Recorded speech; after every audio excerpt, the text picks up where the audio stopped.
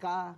Kasi kung titingnan po ninyo, sa government service ko po, never po ako na nag-criticize ng ganito sa isang presidente.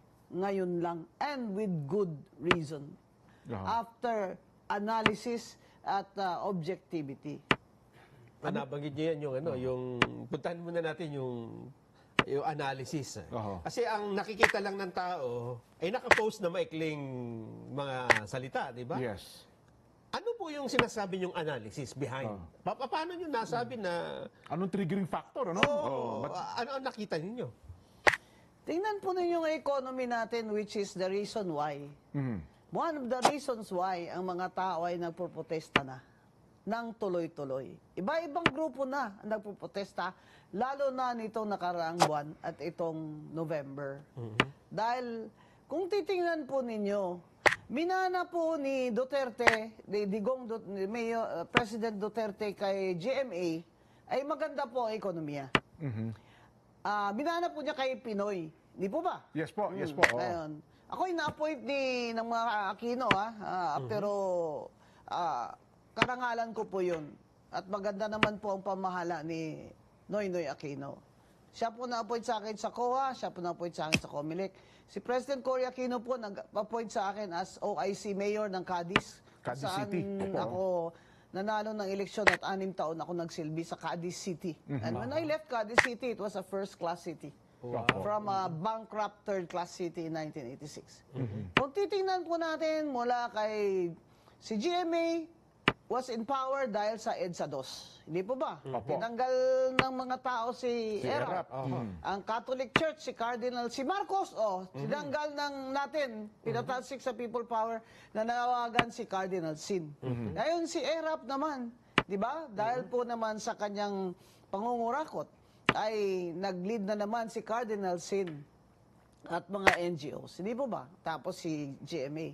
Si GMA po, nung una, ayaw nila kasi ayaw nilang siya magpresidente, pero nangako siya na hindi siya tatakbo. Pero tumakbo siya. Pero ano ang resulta? Maganda ang resulta.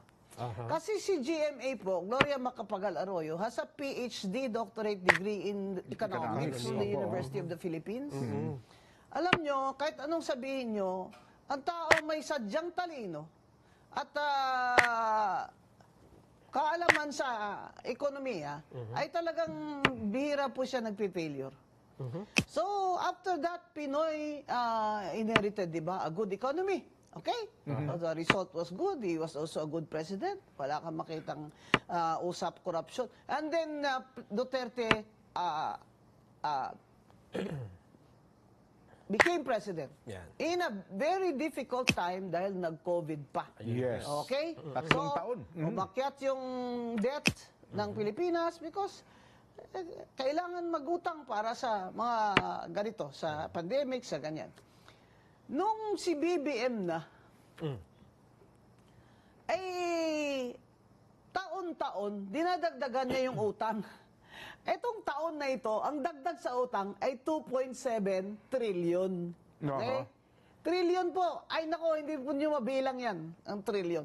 Ang sinabi ni Secretary Recto, 2.6 trillion na yan sa 2.7 na utangin natin sa taong ito sa ibang bansa at ibang sa labas na mga world financial institutions ay para lamang sa gastusin para mapaandar ang gobyerno o administrasyon ni BBM. So, ang ibig sabihin, mangungutang tayo taon-taon ng bilyon-bilyong piso para mandar lang itong administrasyon ni Bongbong Marcos na ninanakawan lang tayo.